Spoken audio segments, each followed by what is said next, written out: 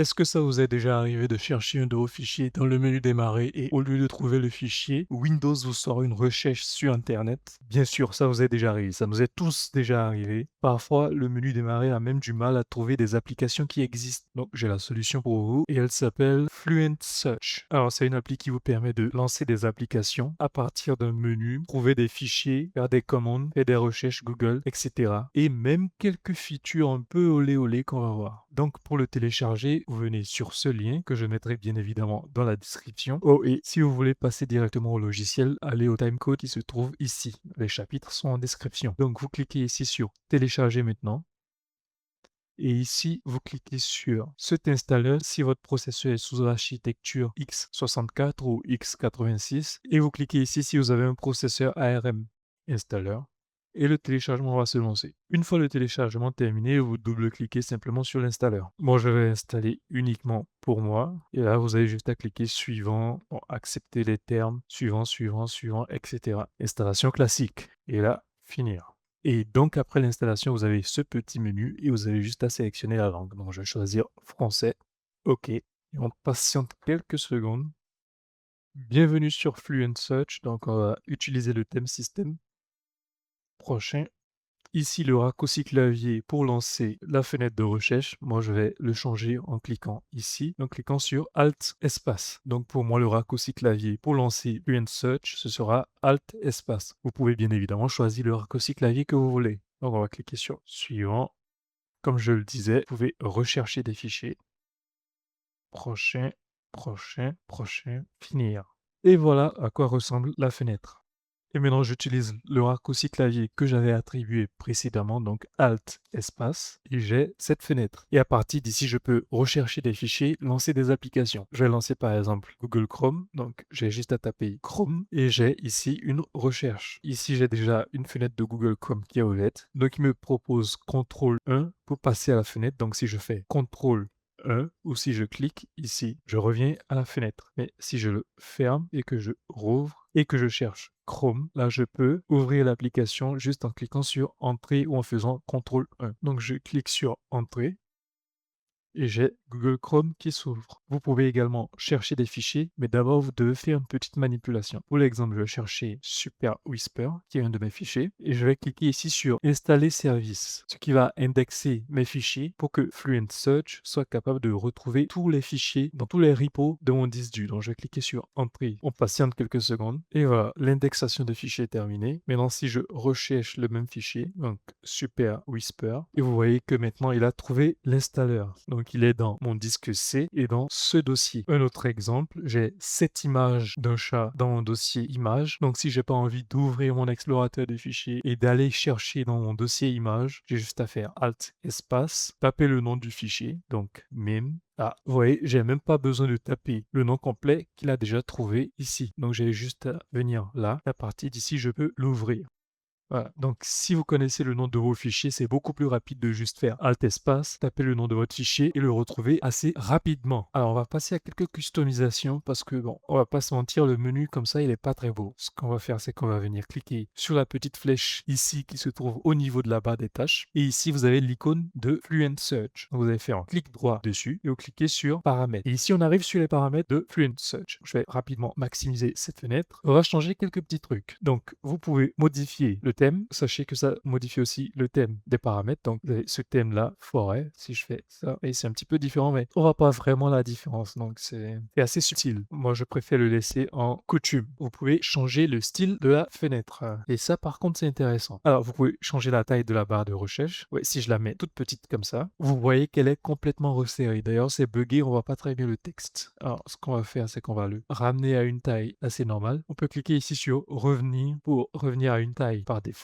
Rayon d'angle, en fait, ce que ça va faire, c'est que ça va changer à quel point les bordures sont arrondies. Plus cette valeur est élevée, plus les bords sont arrondis. Moins elle est élevée, plus les bords sont carrés. Donc, vous pouvez modifier ça en fonction de vos préférences. Maintenant, quand on lance la fenêtre, vous voyez qu'on a ici une petite icône. Vous pouvez la modifier directement en cliquant ici et en cliquant sur Utiliser une icône de recherche personnalisée. Et ici, vous pouvez modifier l'icône de recherche. Vous pouvez également le modifier depuis les paramètres dans Personnalisation, Style de fenêtre ici. Et vous pouvez même choisir une image. Donc on va remettre notre image de chat qu'on avait tout à l'heure. Si je la retrouve ici. Et là, si je retape sur le raccourci clavier, on a notre image ici. On va revenir à quelque chose de beaucoup plus classique. Moi, je préfère celui qui s'appelle Search, celui-là, la petite loupe. Autre modification, ajuster la hauteur de la fenêtre de recherche au contenu. Si vous activez cette option, vous serez en mesure de changer la taille de la fenêtre de recherche. Moi, je la préfère assez petite comme ça. Et vous voyez, bon, là, il n'est pas centré. Si je le fais partir et que je reviens, là, il se recentre automatiquement. Alors, vous pouvez aussi activer cette option, toujours afficher l'écran d'accueil. Et là, quand vous ramenez la fenêtre, vous avez ici ce petit menu avec quelques applis. Alors, on va modifier la taille, on va le rendre un peu plus grand. Voilà, c'est beaucoup plus adapté. Bon, moi, je préfère le désactiver. Vous pouvez également changer le texte qui se trouve ici. Vous voyez ici, c'est écrit «Rechercher n'importe quoi». Vous pouvez le changer. Vous pouvez mettre, par exemple, la date et l'heure. Et là, jeudi 6 août 2026, 22h35. On revient ici au niveau de personnalisation et ici au niveau de SMS, je ne sais pas pourquoi ça s'appelle comme ça, vous pouvez modifier l'échelle de la police et vous pouvez également changer la police. Donc si je mets la police toute petite, alors déjà vous voyez rien à l'écran et si je ramène la fenêtre, c'est ça. Voilà, on pourrait faire ça, oulala. Ok, c'est absolument atroce. On va rapidement le ramener à 100%. Voilà. Dans le menu personnalisation toujours, vous avez ici l'option effet. Et là, vous pouvez changer l'effet de transparence et l'opacité de la fenêtre. Vous pouvez choisir transparent et là, faire en sorte que les fenêtres soient complètement transparentes.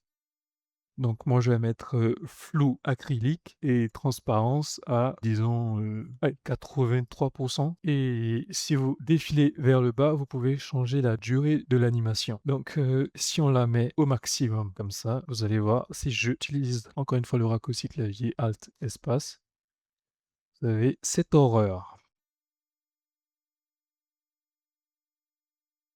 Si vous voulez que ce soit instantané, vous pouvez désactiver les animations en décochant celui-là. Et maintenant, c'est instantané. Il vient, il part. Il vient, il part. Pas de question. Ensuite, au niveau de raccourci clavier, vous avez ici vos raccourcis clavier, dont le principal, Alt espace pour lancer la fenêtre, et vous pouvez vous familiariser avec les autres raccourcis. Alors, c'est pas très important de les mémoriser ici parce qu'en général, lorsque vous devez utiliser un raccourci clavier, il sera souvent affiché ici. Alors, une autre option de cette appli, c'est avec le raccourci clavier CTRL-M. Donc, si je fais CTRL-M, j'ai ce menu. Et vous voyez qu'il attribue des lettres à différentes parties de l'écran. Par exemple, ici, c'est écrit SF. Donc, si je tape rapidement SF, ça aura le même effet que si je cliquais ici. Donc, si je fais SF, ma fenêtre est minimisée. Donc, si vous avez quelque chose à l'écran que vous ne voulez pas utiliser votre souris, vous pouvez utiliser le raccourci clavier CTRL-M. Et là, pour créer un nouvel onglet, je tape O et j'ai un nouvel onglet. CTRL-M si je veux fermer cet onglet. J'ai la lettre C qui est en dessous de la petite croix pour fermer l'onglet. Donc, j'ai juste à taper C et la fenêtre se ferme. Ensuite, au niveau de système, ici, démarrage, cochez cette case pour faire en sorte que l'appli se lance beaucoup plus rapidement. Ensuite, ici, au niveau de mots-clés de recherche, vous avez certains mots-clés que vous pouvez utiliser pour faire des recherches. Par exemple, si je veux faire une recherche sur YouTube, je peux taper YouTube. Et vous voyez qu'on a appuyé sur Tab pour rechercher sur YouTube. Donc si je fais Tab, maintenant je peux faire une recherche sur YouTube. Et si je cherche par exemple F22, et là, il ouvre automatiquement mon navigateur et il va faire automatiquement cette recherche au niveau de YouTube. Vous avez beaucoup d'autres options, comme par exemple Google, pour faire directement une recherche Google. Donc, je peux chercher avec RAM et vous pouvez cliquer ici pour avoir directement un aperçu de la recherche. Et là, j'ai une recherche Google sur RAM. Donc, je peux ouvrir la page Wikipédia directement ici, sans avoir à aller sur mon navigateur. Et il y en a beaucoup d'autres. Vous avez juste à ramener votre curseur sur un de ces mots-clés et vous avez une explication de ce qu'il fait. Par exemple, Brave, rechercher dans Brave, calculator, rechercher des problèmes mathématiques de base, etc. Donc voilà, vous pouvez faire des calculs directement ici. Donc vous pouvez faire par exemple 12 multiplié par 29 et vous avez directement le résultat. Je pense que vous pouvez également faire des conversions. Ouais, 12 euros en francs CFA. Donc vous pouvez ici explorer tous les mots-clés. Oh, et vous allez remarquer que si je tape quelque chose ici et que je reviens, j'ai le même texte qui apparaît. Donc, je suis obligé à chaque fois d'effacer pour retaper quelque chose d'autre. Donc, vous pouvez changer ça rapidement en venant au niveau des paramètres et en cliquant sur Rechercher, Interaction, Et ici, texte et balise ou ramener le temps à 0 secondes. Et là, je peux par exemple taper ça. Si je ferme la fenêtre et que je la ramène, il n'y a plus rien. Voilà, c'est tout pour cette petite appli. Si vous voulez découvrir d'autres applis ou utilitaires pour Windows, j'ai ces deux vidéos-là. Et si vous en avez rien à foutre, bah, merci d'avoir regardé cette vidéo déjà. Et bah voilà, ciao, je suppose.